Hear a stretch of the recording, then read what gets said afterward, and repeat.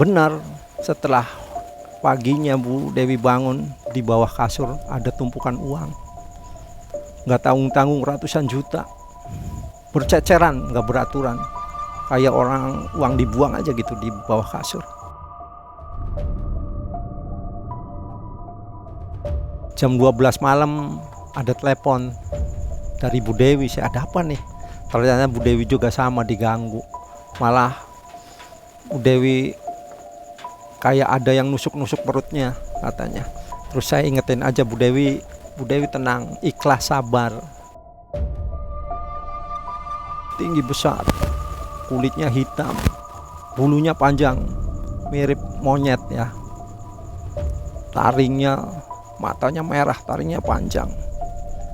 Sempat Bu Dewi mundur beberapa langkah, cuma ditenangkan oleh juru kunci.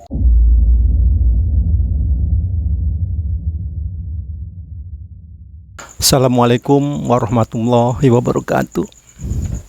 Mas Ben merasa bersyukur hari ini bisa ketemu lagi dengan sobat-sobat mengulas malam. Semoga kita diberikan kesehatan lahir dan batin, banyak rezeki, dan dimudahkan segala urusannya. Tekanan ekonomi atau orang pengen cepat kaya dalam waktu cepat, serta banyak dari kita yang tidak bersyukur, takut miskin, sehingga mereka mencari jalan pintas dengan pesugihan. Pesugihan adalah suatu ritual yang dianggap bisa mendatangkan kekayaan secara cepat, mudah, dan tidak perlu kerja keras. Tentunya cara-cara ini tidak lepas dari bantuan setan atau jin. Bantuan ini ternyata tidak cuma-cuma, sebagai timbal baliknya yaitu tumbal. Tumbal berbeda-beda tergantung perjanjian kita dengan jin itu.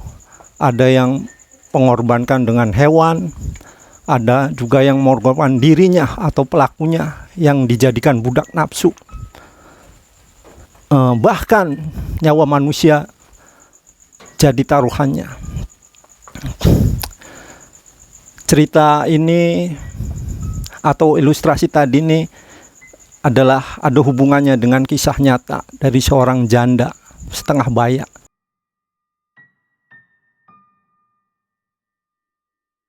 Karena ditinggal suaminya meninggal, kondisi ekonominya morat-marit. Bisnisnya yang tadinya jaya rusak, hutang di mana-mana, sedangkan dia harus menyekolahkan anaknya kuliah di luar kota. Jadi sebut saja ini namanya Ibu Dewi. Dalam kebimbangan inilah Ibu Dewi akhirnya bekerja sama dengan jin di kegiatan pesugihan ini. Tapi yang uniknya, di masa-masa akhir hidupnya, Bu Dewi ini sadar bahwa pesugihan ini akan membawanya masuk neraka. Sehingga dia berusaha dengan cara apapun untuk memutuskan hubungan dengan jin dalam hal pesugihan ini. Dia siap menanggung segala risikonya. Sebetulnya saya tidak ada hubungan kekeluargaan atau persahabatan dengan Ibu Dewi ini. Namun suaminya semasa hidupnya adalah teman saya, teman olahraga bersepeda dalam satu klub, sehingga timbul persahabatan saya dengan suaminya Bu Dewi dulu, sehingga kami sering saling kunjung.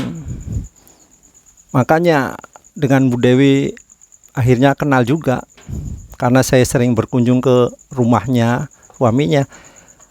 Banyak yang kita bahas waktu itu, khususnya sepeda. Setelah suaminya meninggal karena diduga kena virus COVID, praktis saya tidak pernah berkunjung lagi. Udah lama sekali, mungkin sekitar 2 tahunan lah, sehingga saya nggak tahu kondisi Ibu Dewi dan keluarganya. 2 bulan yang lalu saya dikagetkan.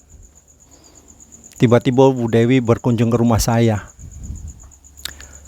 sendirian dengan muka yang agak pucat, tapi membawa mobil mewahnya. Saya kira dulu juga keluarganya keluarga kaya ya, usaha cabenya maju waktu suaminya masih ada. Jadi saya nggak kaget dengan mobil mewahnya. Sebagai tuan rumah yang baik, saya terima kedatangan Bu Dewi dengan sukacita. Kami sambut dengan sajian yang saya punya.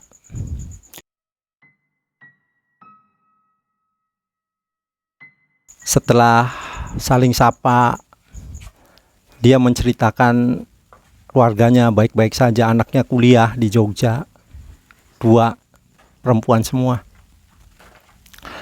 Setelah ngobrol lama, tiba-tiba dia memberhentikan pembicaraan, diam termenung. Saya kaget. Saya lihat di matanya ada kesedihan. Lama-lama dia keluar air mata. Jadi saya penasaran. Saya menduga ini mesti Bu Dewi dalam kondisi yang susah, walaupun kelihatan kaya ya penampilannya, cara berpakaiannya, mobilnya. Makanya saya penasaran. Saya tanya, Bu Dewi, monggo kalau ada masalah ceritakan saja. Insya Allah kalau saya mampu ya saya bantu. Tapi kalau tidak mampu ya saya bantu doa gitu. Tetap Bu Dewi diem kelihatannya ragu-ragu. Saya tekankan lagi, monggo Bu Dewi, nggak ada orang, mangga silahkan. Saya nggak akan cerita ke orang lain kalau ada masalah Bu Dewi yang kira-kira berat gitu. Akhirnya dengan terpaksa kelihatannya Bu Dewi menceritakan kehidupannya setelah suaminya meninggal. Jadi setelah suaminya meninggal, Bu Dewi ini morat-marit kehidupan ekonominya. Usahanya bangkrut, utang di bank nggak bisa terbayar. Sedangkan anaknya yang sekolah harus dibiayai. Posisi yang kalut ini bikin Bu Dewi putus asa, ambil jalan pintas. Akhirnya dia ingat temennya waktu itu, temennya kaya raya, dan diisukan bahwa temennya ini punya pesugihan. Tanpa pikir panjang,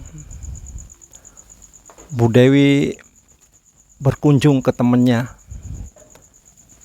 Ini maksudnya mau konsultasi lah, kalau memang pesugihan itu bisa membawa dia bisa nutup utang-utangnya, membiayai anaknya, dia udah siap dengan resikonya.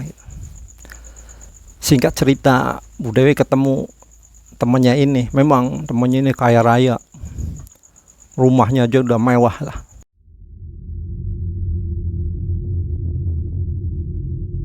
Setelah ketemu, Bu Dewi bercerita kondisi ekonominya, tapi temannya tetap belum membuka diri.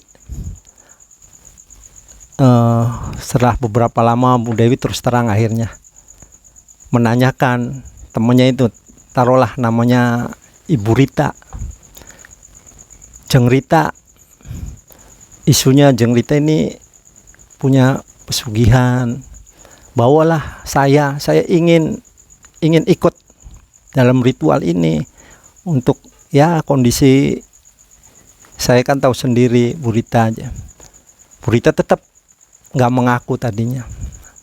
Setelah Bu Dewi merengek-rengek lah, akhirnya Bu Rita juga nggak tega mungkin ya. Jadi dia bercerita bahwa benar dia ikut pesugihan Genderuwo. Bu Dewi kaget. Pikir Bu Dewi pesugihan kan cuma tuyul atau babi ngepet gitu, yang tidak ngeri gitu tuh. Setelah cerita Gundrowo, Ibu Dewi kaget, merasa ragu-ragu. Nah, Bu Rita ini paham sekali dengan gestur dari Bu Dewi ini. Dia menceritakan, jangan takut. Gendruwo itu walaupun menurut gambaran umum itu makhluknya besar, berbulu, bau, taringnya tinggi, besar, panjang, bertanduk. Tenang, Gundrowo yang saya kerjasama dengan dia bisa berubah wujud. Wujud apapun yang kita pikirkan dia akan nurutin. Misalnya Jeng Dewi pengen wujud mantan suaminya, bukan mantan ya, almarhum suaminya. Dia bisa merubah wujud seperti itu bentuknya. Usianya juga bisa diatur. Kalau minta usianya 30, 20 bisa. Setelah dijelaskan begitu, Ibu Dewi tergerak lagi. Kayaknya nggak masalah nih kalau bentuknya tidak seaslinya gitu. Akhirnya Bu Dewi bertanya lagi terus sampai setelah dijelaskan oleh Bu Rita. Bu Dewi mantap. Kalau Bu Dewi mantap, ya saya antar ke Jawa Tengah, bagian selatan, perbatasan Jawa Timur. Tapi tolong kita berdua aja, nggak boleh orang ini karena rahasia dan di masyarakat bahwa pesugihan ini kurang baik, tabu lah. Di ajaran agama juga udah jelas dinyatakan haram. Bu Dewi menyanggupi, ya sudah kita berdua. Saya yakin emang ibu-ibu ini ibu-ibu mandiri. Akhirnya setelah disepakati waktunya, Bu Dewi dan Bu Rita pergi ke Jawa Tengah, Jawa Tengah Selatan, perbatasan Jawa Timur. Perjalanan aja dari Cirebon sekitar hampir sehari lah, 12 jaman. Setelah nyampe di sana, ternyata lokasinya ini cerita Bu Dewi ke saya nih. Lokasinya di belakang air terjun. Jadi ada desa yang punya ada air terjun, di belakangnya ternyata ada gua.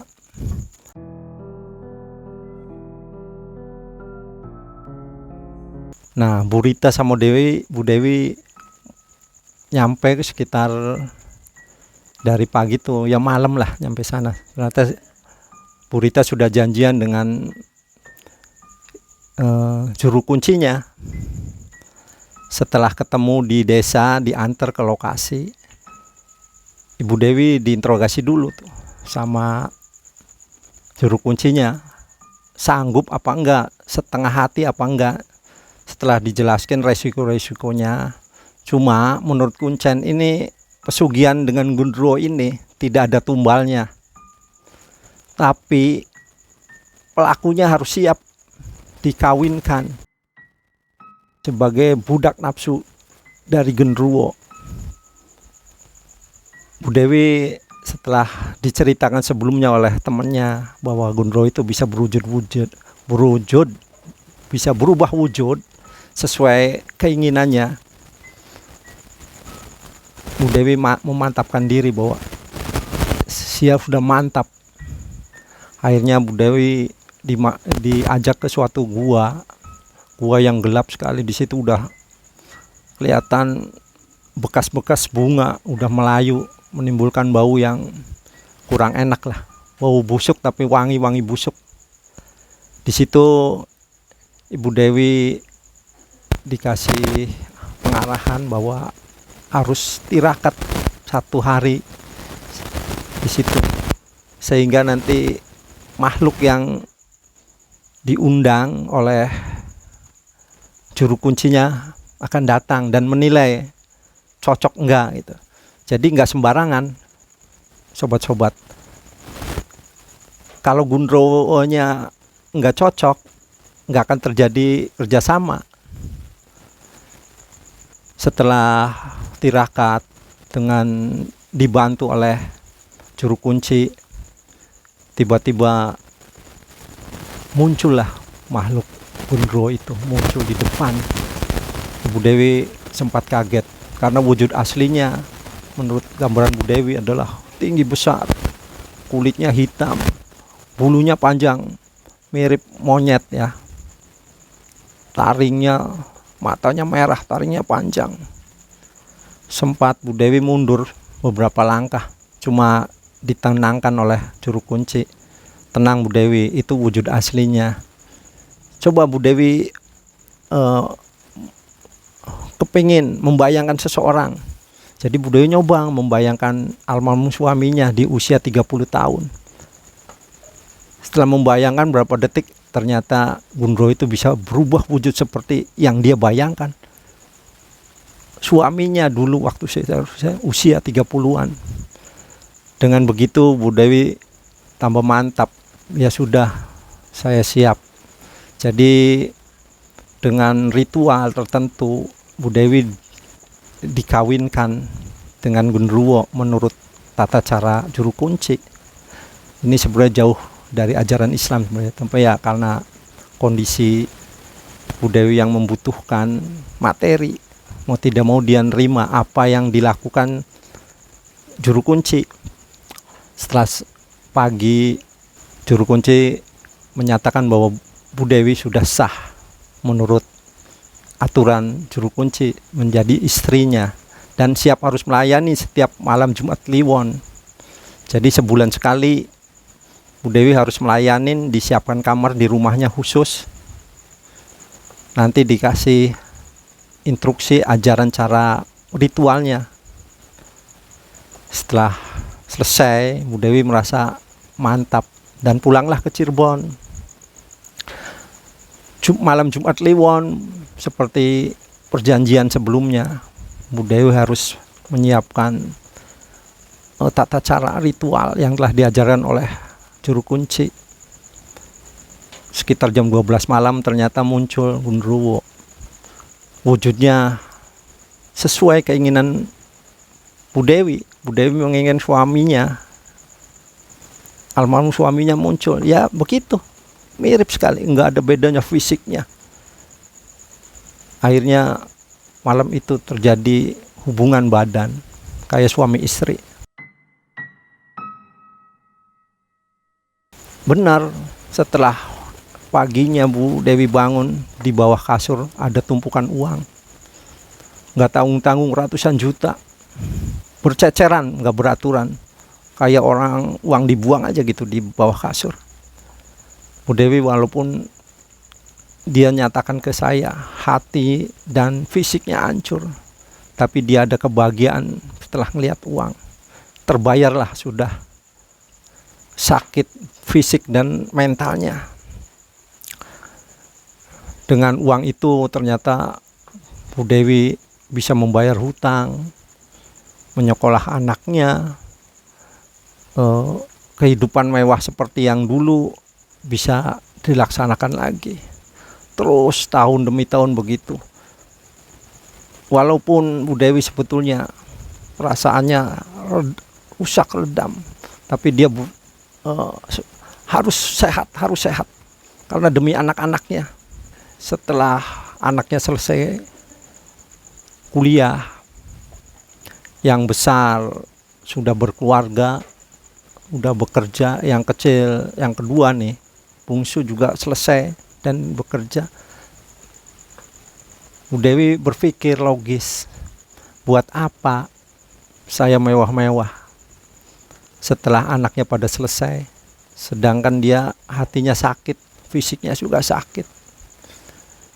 Akhirnya dia berpikir pengen menyudahi perjanjian ini dengan apapun resikonya. Dia pengen selesai, dia takut meninggal, masuk neraka. Apalagi beberapa bulan kemudian dia menerima kabar bahwa temannya Ibu Rita meninggal dunia, kecelakaan di jalan tol, kecelakaan tunggal. Bu Dewi berpikir, kalau saya sampai begitu meninggal belum tobat, ya risikonya dia akan masuk neraka selamanya. Karena pesugihan ini dilarang sekali oleh agama, dosa besar. Akhirnya dengan tekad yang bulat, Bu Dewi harus menyudahi perjanjian ini sebelum terlambat. Dia berpikir, dengan siapa nih? Temannya satu-satunya yang tahu lokasinya meninggal. Meminta bantuan tetangga saudara nggak mungkin. Hal ini memalukan sekali. Akhirnya diputuskan nemuin saya. Tujuannya yaitu pengen bertobat dan minta diantar ke lokasi dulu dia adakan ritual perjanjian. Dia berangkat sendiri nggak berani. Sampai ke saya, istilahnya nangis-nangis lah, minta bantuan sampai kalau bisa sih dia bersujud. Awalnya terus terang aja saya nggak mau terlibat hal-hal goib ini. Dampaknya luar biasa, mungkin saya juga akan kena dampaknya, pasti itu. Cuma ngelihat kondisi Bu Dewi yang memelas, saya jadi nggak tega.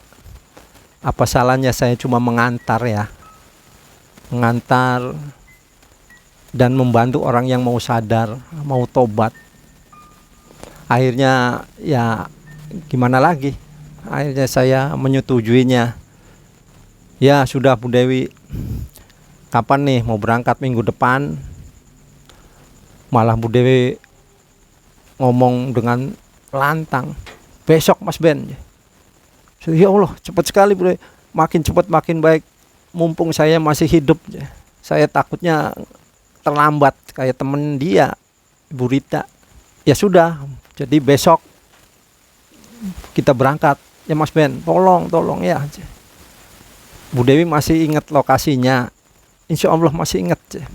Tapi ini perjalanan jauh Mas Ben, saya nggak mau jalan tol ya. Mau jalan biasanya biar lama, jalan tol takut ya kayak temennya itu kecelakaan di jalan tol. Nggak tahu ada hubungannya dengan pesugihan apa kecelakaan murni, tapi bisa diprediksi menurut Bu Dewi ini ada hubungannya dengan pesugihan, bisa meninggal tuh. Jadi saya putuskan ya sudah, monggo Bu Dewi istirahat dulu, nyiapin semua barangnya. Barang-barangnya akan dibawa, saya juga mau istirahat ya. Jadi Bu Dewi pulang tuh. Saya terus terang aja ketar-ketir, mesti ini perjalanan yang sangat panjang sekali. Banyak tragedi pasti nih dalam perjalanan, saya udah memperkirakan. Karena terus terang aja jin itu diberi keistimewaan dari Allah bahwa dia bisa melihat, mendengar, bisa merubah wujud. Manusia tidak, mungkin jin itu mendengar perkataan kita, melihat. Makanya pasti dia akan mengganggu perjalanan ini. Makanya saya malamnya harus mempersiapkan diri, fisik maupun mental. Wirid, ngaji ayat-ayat Al-Quran, berdoa minta kekuatan dari Allah, melatih olah pernapasan saya yang pernah punya ya minimal untuk jaga-jagalah. Terus sampai saya nggak bisa tidur, membayangkan akan terjadi besok. Benar juga, malamnya saya diganggu terus terang aja. Saya kerasa sekali suara-suara membentak-bentak saya, goblok kamu, bantu orang apa untungnya gitu. Ada suara terus goblok. Tapi saya udah tekad, apapun yang terjadi akan saya hadapi. Saya sudah berjanji, tanggung jawab saya ini harus bisa membantu menyelesaikan Bu Dewi ini sampai tuntas apapun yang terjadi. Jam 12 malam ada telepon dari Bu Dewi. Saya, ada apa nih? Ternyata Bu Dewi juga sama diganggu.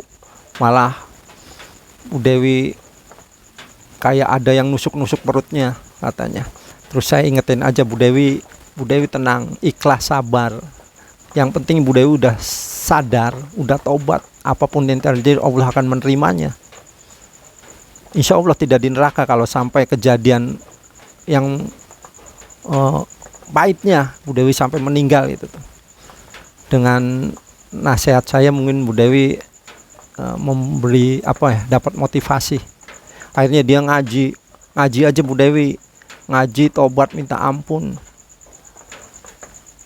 Iya Mas Ben, terima kasih, saya akan ikhlas apapun yang terjadi malam ini. Jadi dia ngaji.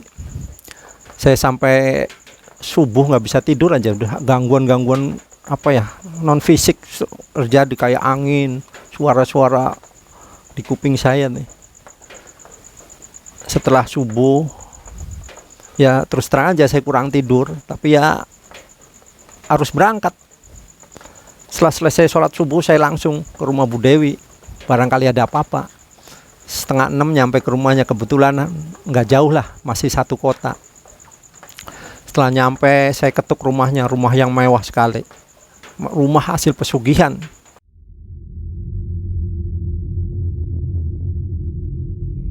Setelah dibuka oleh pembantunya, saya nanya, Bu Dewinya udah siap Pak? Waduh belum tahu ya Pak, dari malam nggak pernah keluar ya. Aduh tolong dibangunin, saya tuh barangkali ada apa-apa. Iya aja. Saya tunggu di teras. Alhamdulillah Bu Dewi muncul dengan udah bawa tas, udah siap, tapi mukanya pucat sekali, kelihatan lelah.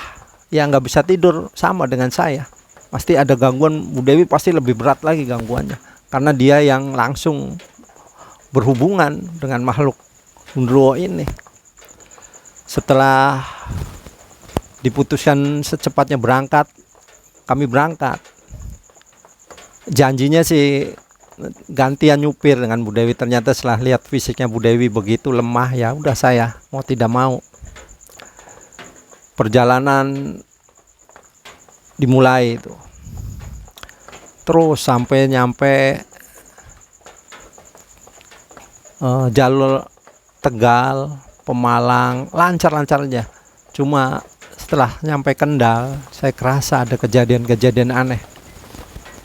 Ibu Dewi tiba-tiba kayak kesurupan, padahal di sebelah saya, ngomong sendiri. Ngomong dijawab sendiri, kayak suaranya berubah-ubah. Kadang-kadang dia suaranya kayak laki-laki. Yang kalau nggak saya dengar suara ini nyatakan bahwa kenapa ibu mau memutuskan saya begitu. Kalau begitu saya bunuh saja begitu. Terus suara Bu Dewi muncul, suara perempuan. Jangan, saya sadar, saya bertobat. Jangan bunuh saya, tapi saya pengen lepas gitu. Terus berulang-ulang gitu. Akhirnya dalam kondisi gini saya bingung, serba salah, mau melanjutkan, takut ada apa-apa. Saya kan nggak ngerti medis, ngerti masalah-masalah orang kesurupan. Akhirnya setelah beberapa menit Bu Dewi menjerit-jerit, megang perutnya kayak ditusuk-tusuk. Aduh tolong ini Mas Ben, saya ditusuk-tusuk perut. Karena bimbang saya tuh bingung. Saya pas di depan ada puskesmas di daerah Kendal. Saya masuk ke puskesmas. Itu masih siang lah, masih ada aktivitas di puskesmas. Saya masuk, saya teriak-teriak ke petugasnya, Pak tolong Pak, ini ada orang kram Pak aja. Jadi dari puskesmas tuh keluar bawa dorongan, terus dimasukin ruang khusus UGD. Langsung ditanganin lah oleh dokter. Kram perut katanya, karena kecapean, kurang tidur kata dokternya. Jadi disuntik tuh obat penghilang rasa sakit. Tapi setelah disuntik malah kayak orang kesurupan, teriak-teriak lagi. Nggak jelas teriakan saya karena suaranya pelan ya, pelan, serak-serak gitu tuh, nggak jelas maksudnya apa. Akhirnya saya gini ke petugas, saya ini penyakit ini pasti bukan penyakit medis dok, tolong ada nggak kiai atau ustadz di sekitar sini. Pas saya ngomong gitu, ada pak. Jadi susternya mau keluar, tiba-tiba dari ruang tunggu muncul bapak-bapak ya usia sekitar 50-an lah, pakai peci biasa, baju koko, pakai celana biasa pendek. Udah biar saya yang nangani aja gitu. Saya nggak sempat lihat wajahnya, dia langsung menanganin Bu Dewi. Bu Dewi suruh duduk. Jadi dari belakang tuh dia usap-usap, tapi tangannya tidak menempel ke badannya, kayak orang membuang asap lah. Ulang-ulang terus.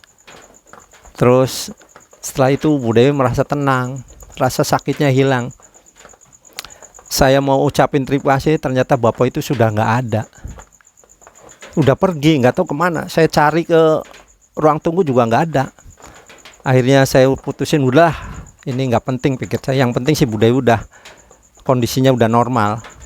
Cuma kata dokter istirahat dulu 1-2 jam pak aja, biar tenang ya. Rasa sakitnya hilang ya, alhamdulillah. 2 kerjaan itu, 1 medis dan 1 non medis. Setelah tenang 1 jam, Bu Dewi langsung ngajak saya, Mas Ben berangkat lagi aja. Nggak mau saya terlambat ya, takut ada serangan lagi. Jadi ya saya permisi ke dokter, udah diurus administrasi, saya langsung berangkat lagi. Itu menunjukkan jam 2 siang lah waktu itu kalau nggak salah, udah masuk Kendal.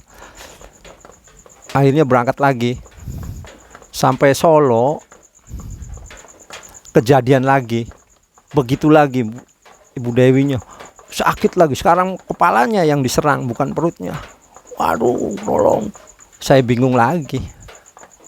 Kondisinya sudah hampir jam 5 ya, jam 5 sore. Akhirnya saya putusin untuk istirahat di masjid. Kemudian di Solo ada masjid pinggir jalan tuh, masjid besar ya. Masuk aja situ sambil nunggu maghrib. Orang-orang lihat semua karena teriakan-teriakan Ibu Dewi. Saya nggak peduli dengan orang-orang sekitarnya yang ngelihat keanehan ini. Pokoknya saya bawa Bu Dewi ke masjid. Yang ada pikiran saya waktu itu, ya masjid, ya ada masjid di masjid. Kemarin ada puskes, tadi siang puskes, pokoknya masukin masjid aja saya. Orang-orang berkerumun pada ngelihat, ada apa pak, nggak tahu nih pak aja. Tiba-tiba muncul lagi bapak itu. Ya Allah, ini luar biasa sekali. Bapak yang tadi di Kendal, di puskesmas itu muncul lagi di situ. Udah tenang ya, saya tanganin ya. Jadi orang-orang pada lihat. Jadi kepalanya dipegang sama Pak Ustadz itu. Saya berpikir ini Pak Ustadz tadi ada di sana, sekarang mungkin pikir saya perjalanannya sama, kenapa nggak diajak bareng aja tadi itu ya. Ya udahlah, lagi ditanganin. Akhirnya setelah ditanganin ternyata Ibu Dewi tenang. Saya mau mengucapkan sudah nggak ada lagi bapak itu. Ya Allah, kemana lagi nih? Ya udahlah. Akhirnya saya nunggu maghrib Bu Dewi untuk istirahat di tempat ibu-ibu lah. Ibu-ibu di situ menjelang maghrib ya sudah ada beberapa ibu-ibu biar ngobrol lah, tenang. Akhirnya saya setelah sholat maghrib, Bu Dewi ngajak lagi, Mas Ben kita lanjut. Malam Bu Dewi, berapa jam lagi? Kata Bu Dewi sekitar 2 jam lagi ke kota sebelah, kota Solo. Berarti kalau 2 jam lagi ya jam 9. Nggak apa-apa Mas Ben, di sana di lokasi itu rame aja, banyak tamu aja. Bukan masalah tempatnya Bu Dewi, perjalanan menuju tempat itu tuh yang saya riskan kalau malam. Udah nggak apa-apa, saya nggak mau terlambat ya, malam juga aja kita. Jadi ya sudah, kalau Bu Dewi pengen begitu. Jadi setelah sholat saya berangkat lagi tuh. Nanya-nanya sempat karena jalan menuju kota itu tuh malam ya, saya nggak paham. Bu Dewi juga lupa inget, jadi nanya ketemu sekitar jam 9 nyampe kota yang dituju Bu Dewi. Ternyata tempatnya bukan di kota itu, masuk lagi ke kecamatan sekitar 1 atau 2 jam lagi. Ya Allah Bu Dewi, masih jauh. Iya aja. Ya sudah, kita istirahat aja di pom bensin. Saya masuk ke pom bensin, isi bensin full. Terus saya nanya-nanya ke petugas pom bensin bahwa kecamatan itu berapa jam lagi. Petugas pom bensin nyatakan bahwa 1 jam lagi sih Pak, cuma Bapak janganlah kalau malam aja. Daerah sini rawan ya. Rawan gimana Pak? Banyak begal. Bukan begal. Kalau di sini nggak ada begal Pak. Adanya lelembut. Lelembut sih apa? Saya tuh bingung ya. Lelembut itu makhluk halus Pak. Takutnya diganggu. Banyak orang-orang yang perjalanan malam itu kalau sendirian satu mobil kadang-kadang masuk jurang, nabrak pohon. Ya Allah, sampai segitunya pikir saya tuh. Akhirnya saya ngomong ke Bu Dewi tuh, ke lokasi kecamatan itu memang 1 jam lagi, tapi wilayahnya nggak bersahabat itu. Terus gimana ya Mas Ben ya? Saya takut kalau sayanya nggak keburu masih hidup aja, takutnya terlambat ya. Udah tenang Bu Dewi aja. Jadi saya sempat sholat isya tuh di musola pom bensin terakhir katanya sih. Kalau ke sana udah nggak ada pom bensin, toang, hutan-hutan, baru muncul di kecamatan. Saya lihat di situ ternyata banyak mobil-mobil letter Jakarta, letter Z, Sumedang, ada yang Bogor. Saya itu aneh, ada 4-5 mobil tuh, mobil-mobil bagus.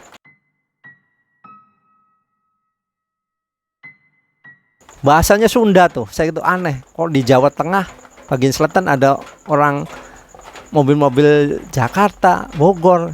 Saya iseng-iseng tanya, ternyata mereka mau mengantarkan anak-anaknya kuliah di pesantren Jombang, pesantren Tebu Ireng. Lewatnya ke situ. Saya tanya, kok nggak lewat Pantura Pak? Macet. Lewat sini aja Pak aja. Sebetulnya sih rawan ya, daerahnya rawan ya, ada demit itu, lelembut katanya orang situ sih. Cuma kami kan 5 mobil ya, beriringan, jadi berani ya. Saya tanya, lewat kecamatan ini enggak Pak? Wah enggak deh, enggak Pak, beda jalur ya. Waduh, kalau lewati kecamatan yang dituju Bu Dewi saya mau ikut ya. Enggak, berbeda jalurnya aja. Jadi setelah nanya begitu saya udah paham, berarti ini saya kan sendirian menuju kecamatan itu, harus nunggu pagi. Tiba-tiba petugas pom bensin manggil saya, Pak sini Pak, Bapak mau malam ini tak berangkat ke kecamatan? Ya ada Pak, ada pedagang yang tiap minggu di sini nunggu aja. Dia orang sana, pedagang pakaian ya, dagang di Solo. Jadi itu bapaknya ada tuh, itu adiknya aja. Jadi dipanggil, sini mas ya, mau bareng enggak aja. Terus saya kenalan, ngobrol, namanya Muslim, dia nama Muslim. Saya Muslim Pak aja, saya asli kecamatan ini yang Bapak tuju aja. Saya kadang kemalaman, jadi nunggu jam 3. Kalau udah jam 3 banyak mobil pedagang-pedagang tuh. Ini kan masih jam 9. Ya kalau Bapak berkenan, ya saya antar sekalian saya pulang ya. Nanti dulu ya Mas ya, saya ngobrol sama Bu Dewi dulu deh. Lah ngobrol Bu Dewi, ya udah aja. Malam ini aja diantar sama Muslim namanya. Oke. Ternyata Muslim ini kelihatannya, lihat deh wajahnya, wajah yang rajin ibadah, mukanya bersih sekali, sering kesiram air wudhu. Terus saya ngobrol, benar dia murid pesantren di kecamatan itu. Dia menjual baju-baju jahitan penghuni pesantren. Jadi dia tugasnya menjualkan ke kota Solo, jadi sering kemalaman. Saya itu alhamdulillah ada orang baik dan murid pesantren lagi. Saya merasa apa ya, ada yang memberi kekuatan baru. Terus dia nanya, "Bapak mau apa ke kecamatan saya tuh, ada kunjungan keluarga tuh." Akhirnya saya nggak bisa nutupin tuh. Saya terus terang bahwa saya nganter Bu Dewi. Dia dulunya ikut pesugihan, sekarang mau sadar, mau datang lagi, mau membatalkan dengan guru kuncinya. Dia manggut-manggut, "Ya sudah Pak, Bapak nganter saya dulu ke pesantren, nanti saya antar ke lokasi. Pagi aja Pak, nginep di pesantren saya dulu biar dibersihkan nih Ibu Dewinya." Saya bingung, dibersihin apanya Mas Muslim? Saya lihat Bu Dewi ini banyak sekali apa ya, energi jelek di tubuhnya. Nanti sama Pak Kiai Bu Dewi nanti dibersihkan. Alhamdulillah saya tuh dapat bantuan lagi. Doa-doa saya ternyata dijabah oleh Allah. Dari puskesmas, masjid di Solo itu ada yang bantu, sekarang ada lagi, pikir saya. Ya sudah, saya putuskan ya sekarang juga berangkat. Ya udah berangkat tuh. Muslim di tadinya Bu Dewi di belakang, tapi Muslim nggak mau. Bu Dewi di depan aja, biar saya ngawasin. Ini ada banyak sekali energi yang menyerang Bu Dewi, biar saya di belakang membentengin ya. Ya saya percaya aja. Akhirnya berangkat. Memang setelah 1 jam nyampe di kecamatan yang dituju, memang medannya ya terus terang aja saya nggak berani kalau sendirian. Banyak pohon-pohon yang rindang menyatu, jadi jalan tuh kayak ketutup pohon. Itu berkilo-kilo.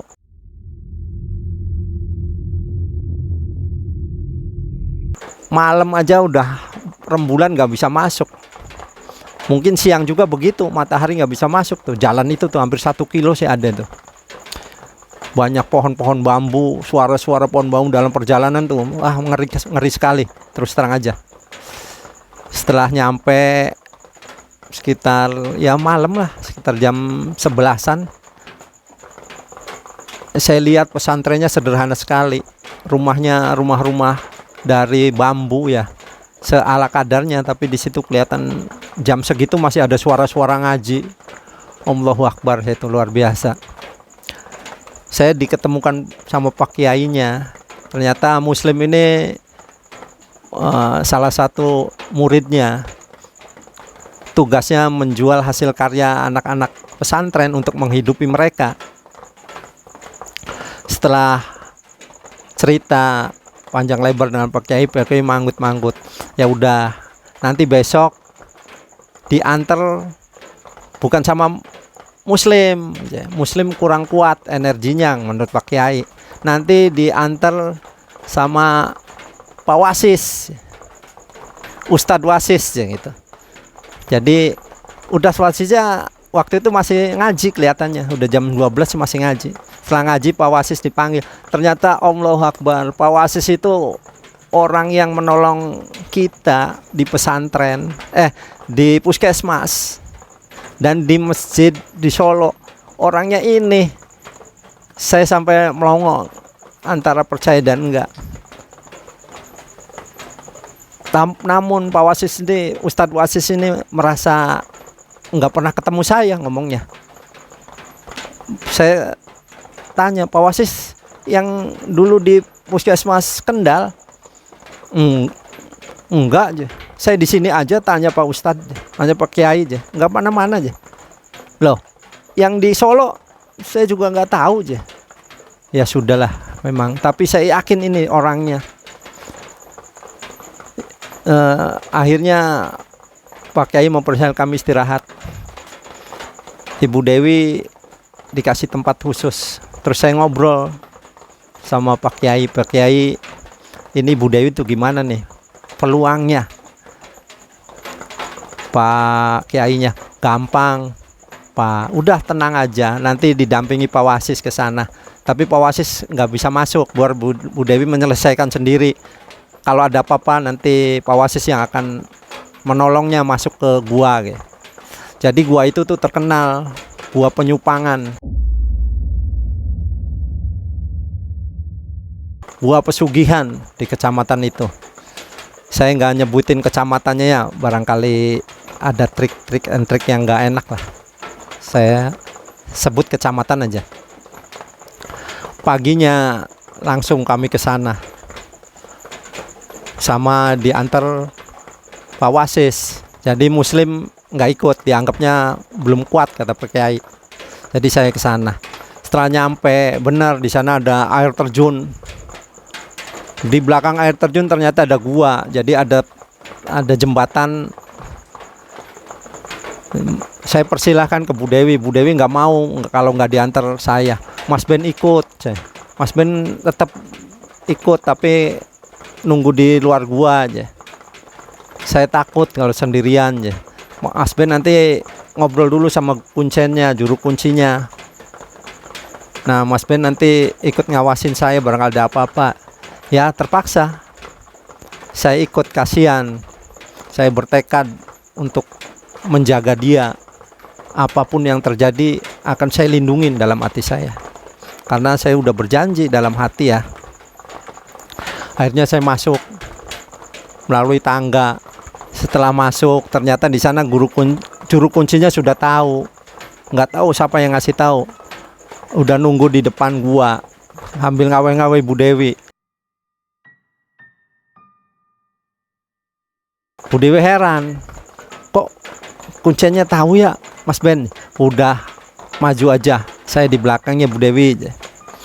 Jadi nggak tahu dia ngobrol apa sama kuncen, karena jarak saya jauh sih ya. Saya nggak kompeten untuk mendengarkannya. Setelah ngobrol, kuncennya kaget, kok bisa begitu Bu Dewi? Bu Dewi kan udah berjanji seumur hidup akan menjadi suaminya. Bu Dewi akhirnya menjelaskan bahwa saya Muslim, bahwa dalam ajaran Islam itu haram. Saya mau memutuskan sebelum saya meninggal, saya nggak mau masuk neraka katanya. Akhirnya ya itu terserah Bu Dewi, tapi Bu Dewi tanggung resikonya aja. Iya, saya siap nanggung segala resikonya. Nyawa pun saya pertaruhkan. Jadi Bu Dewi diajak ke gua yang kemarin dia terjadi kontak dengan Munruo. Di situ Bu Dewi tirakat lagi ya. Jadi juru kuncinya melakukan ritual lagi. Nah, Bu Dewi selalu nengok ke belakang, manggil-manggil saya, Mas Ben kesini, Mas Ben jangan jauh-jauh. Jadi saya masuk tuh terpaksa. Jaraknya dengan Bu Dewi sekitar 10 meter lah. Malah dia harus masuk lagi. Saya juru kuncinya, kata juru kuncinya, sudah Bapak di sini aja supaya konsentrasi Bu Dewi bisa maksimal katanya. Benar, setelah beberapa menit terjadi kayak ada angin berhamburan tuh, bekas-bekas bunga yang tadinya layu di bawah, mungkin sisa-sisa orang ritual, berhamburan. Saya ngelihat sendiri. Tiba-tiba Ibu Dewi menjerit, kayak ada yang nendang, Bu langsung kepental, jatuh ke sebelah. Muncullah itu Gundurwo. Saya ngelihat sendiri, bentuknya memang bentuk aslinya, berbulu, tinggi besar, warnanya hitam, matanya merah, bertaring. Dia nuding-nuding Bu Dewi.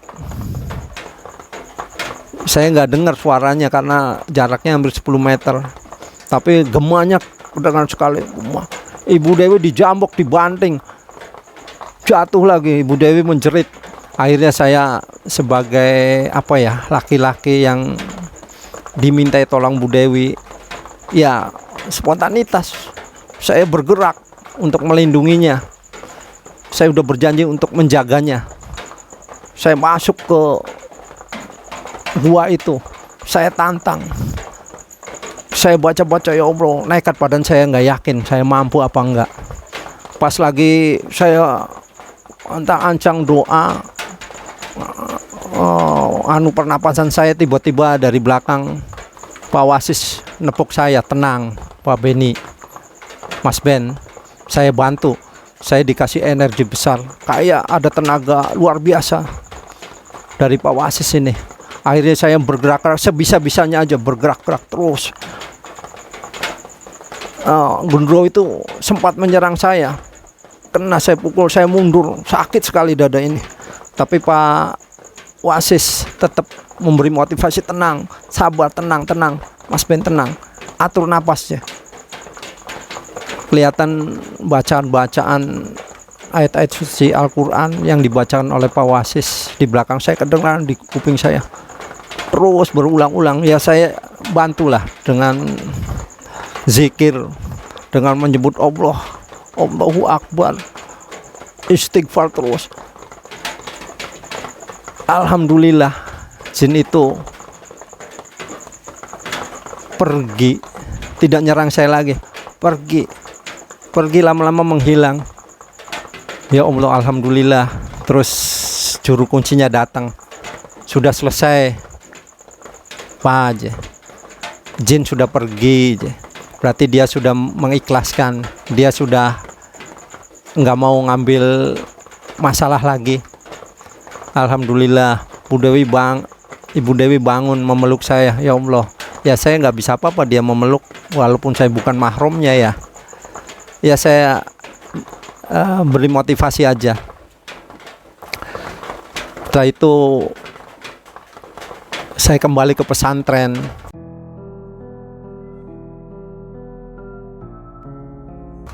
Pak Kiai memberi beberapa petuah dan doa-doa kepada kami. Sudah, sekarang pulang ke Cirebon, jalani hidup baru, apapun yang kita terima disyukurin ya. Dengan hati lapang, lega, saya sama Dewi pulang ke Cirebon. Ya alhamdulillah, walaupun Ibu Dewi hartanya hilang sedikit-sedikit, tapi dia merasa bersyukur dengan kondisinya. Anak-anak sudah semua bekerja, yang satu udah berkeluarga. Bu Dewi sekarang usaha dagang warungan di rumah, ya untuk menghidupi diri sendiri. Begitu ceritanya sobat-sobat mengulas malam. Cerita ini bisa dijadikan pelajaran buat kita. Rasa syukur kita yang penting. Apapun yang telah Allah berikan kepada kita, itulah yang terbaik. Demikian. Wassalamualaikum warahmatullahi wabarakatuh.